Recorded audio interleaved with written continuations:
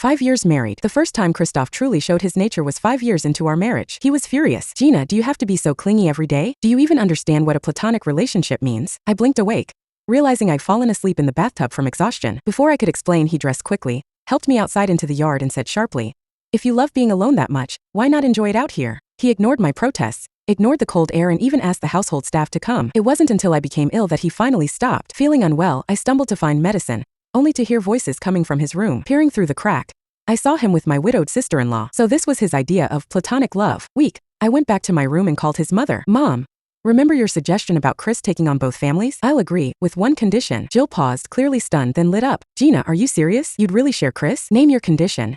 "I'll agree." I stared at the ceiling, silent tears falling. The first time she suggested Christoph should honor both families, I was so angry I dropped a teacup. She wanted me to give up my husband so Natalie could carry on the line? How could I agree? But now, what difference did it make? The man who swore he loved me, who spoke of platonic love, he's changed now. How ironic. When he took me outside to teach me a lesson, he said I ruined his ideal of love. Everyone saw us as perfect. I believed it too, that without physical intimacy, our love would stay pure. That illusion shattered when I heard those sounds from the guest room, faint but unmistakable. I said softly, "I'm serious. My condition."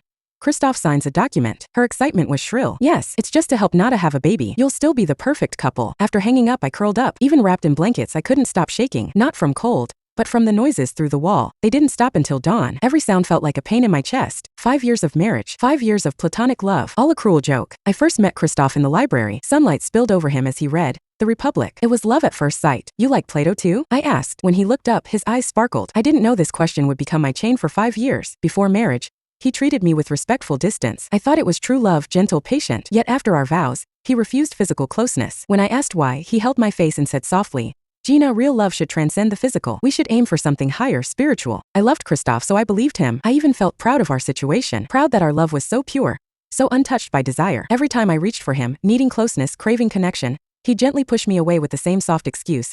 "Let's not taint what we have, Gina. Our love is sacred." Looking back now, the signs were all there. So obvious I almost hate myself for missing them. The way his eyes lit up when he looked at Natalie. How he'd dress up every time she visited. The times I walked in on them alone and they'd spring apart like guilty teenagers. I cried until my pillow was soaked. My heart felt hollowed out. That night, I drafted the divorce papers, then finally drifted into a fitful, aching sleep. I was woken the next morning by a gentle voice. Christoph stood by the bed, wearing an apron, holding a plate of my favorite strawberry pancakes. "Sweetheart, breakfast is ready," he said cheerfully. "Come on.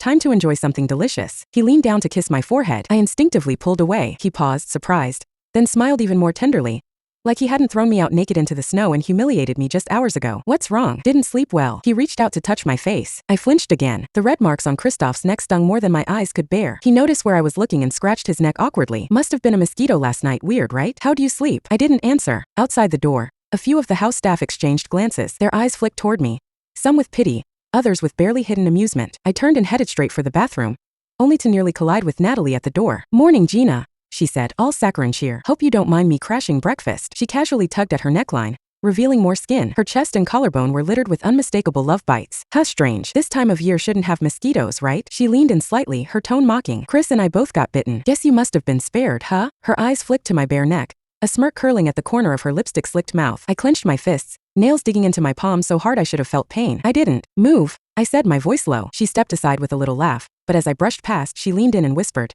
"You heard how passionate Chris was with me last night, didn't you? Poor thing, you've never had it that good." Suddenly it all made sense. The reason Christoph always locked the bedroom door at night like he was guarding treasure. Natalie must have left it ajar on purpose. Wanted me to hear, wanted me to know. The smugness in her eyes, the triumph on her face. It snapped something in me. Without thinking, I raised my hand and slapped her hard. Natalie stumbled back, clutching her cheek, wide-eyed, tears welling fast. "If you didn't want me joining you for breakfast, Gina, you could have just said so," Natalie said, voice trembling with wounded innocence. "You didn't have to hit me." She turned and hurried off, her steps quick and shaky, only to run straight into Christoph at the end of the hall.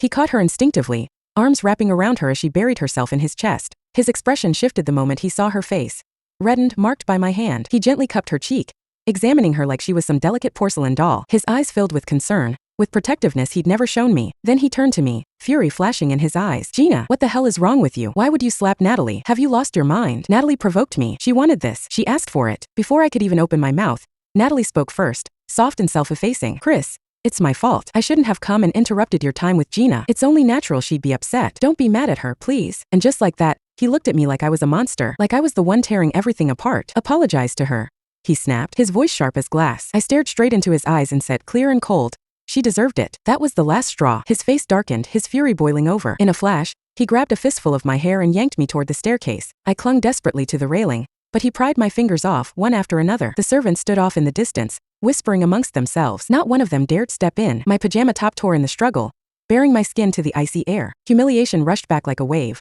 The memory of last night, naked and punished in front of everyone. Christoph didn't even flinch. "So you're still angry about last night?" he said coldly. "Fine, be mad at me, but don't take it out on others. You'll kneel right here and think about what you've done. When you finally understand your mistake, you'll apologize to your sister-in-law. Don't you realize that people will begin to think that the raiders couldn't stand the sight of having a widower in their family?" With that, he threw me hard into the snow. My knees slammed into the ice. The cold pierced through my thin pajamas like knives. "Christoph, I didn't do anything wrong." I clenched my teeth, shivering, refusing to comply. He scoffed, then turned to the butler with a sneer. "Gather everyone. Let them all see how petty you are." Within minutes, a dozen servants were lined up under the covered walkway, watching. I knelt alone in the snow like a criminal awaiting her sentence. "Say it again, I dare you," Christoph snapped. "If you're so desperate for a man, I can hire 100 of them to keep you company. But lay a hand on my sister-in-law again and you're done." His words cut deeper than if he'd stripped me naked and paraded me in front of a crowd. This was the man I had loved for 3 years. The man I married and built a life with for 5. He could stomach other men seeing me bare. He could even stomach rumors of me sleeping around. Yet he couldn't tolerate, won't even think twice, about me upsetting the woman he truly cared about. Natalie stood smugly at his side, putting on that fake sweet voice she perfected. "Chris, let it go, okay? Gina probably just had a bad day." "Oh, so having a bad day gives her the right to hit people?" Christoph raised his voice, loud enough for the entire house to hear. "If she doesn't apologize today, I don't care if she passes out. She's not getting up until she does." Snow began to fall. Within minutes, my hair and lashes were coated in a frosty white sheen. My fingers were numb, my lips trembling uncontrollably from the cold. Natalie took the opportunity to crouch beside me, pretending to be concerned, but her words were knives, whispered only for me to hear. "Did you know Chris said you're not even worth a strand of my hair? That every time he touches you he feels sick? Honestly, if I were you, I'd just die and get it over with." I looked up sharply and caught the cruel smile in her eyes. Something inside me snapped. Rage boiled over. I grabbed a handful of snow and slammed it straight into her smug, pretty face. Natalie suddenly let out a dramatic scream as she dropped to the ground like she'd been struck by lightning. That was all it took for Christoph to lose it. He grabbed the front of my pajama top, yanked it open and shoved me down into the snow. "Oh, so you still don't want to admit your mistakes?" Before I could react, he scooped up a handful of snow and shoved it down the front of my shirt. The freezing cold hit me like a shock to the system. I let out a scream I didn't even know was in me, but he didn't stop. He kept rubbing snow into my face, my neck, rough, relentless, until my skin burned from the cold. "Apologize," he barked. I choked on a mouthful of snow, coughing violently, tears streaming down my face. I couldn't get a single word out. Furious, Christoph stood up and turned to the butler. 2 hours. Start the clock. She doesn't move until time's up. Then, as if none of it had just happened, he gently took off his coat and wrapped it tenderly around Natalie's shoulders. "Come on," he said softly. "Let's go inside before you catch a chill." The two of them turned and walked away as if I didn't exist. Their backs burned into my vision like a slap to the face. Around me, the servants whispered. Some giggled. Others just stared with that look. Pity, like I was already halfway gone. Time dragged. The cold seeped deep into my bones. My knees had long since gone numb. I could feel myself swaying, losing control, until finally, I collapsed face first into the snow. "Madam!" someone shouted in panic.